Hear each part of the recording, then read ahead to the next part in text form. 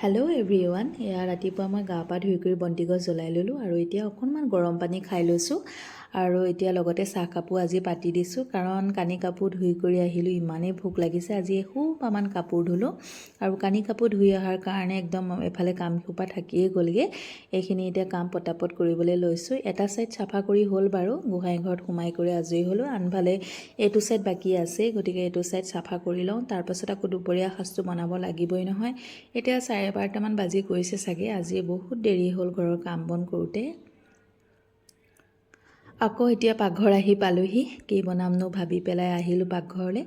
আৰু কালিলৈ দেহাৰ কেকৰ অৰ্ডাৰ এটা আছে 1 কেজি, গতিকে মই এইটো কেকটো উঠাই দিলোঁ। এনেকৈ টাৱেল এখন দি ঢাকি থৈ দিছোঁ। সি পাছত আইচিং কৰিব আৰু কেকটো।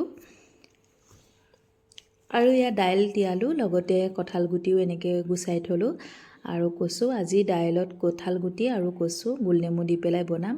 তেনেকেই এখন বনাম, সৰু সুৰাকৈ বনাই খাম আৰু ভাগৰ লাগিছে। আৰু এইফালে আহিলোঁ, দেহাৰ লগত দুই এটা কথা পাতিবলগীয়া আছে, তাকে দুইটাই বহি লৈ পেলাই পাতি আছোঁ কথাকেইটা।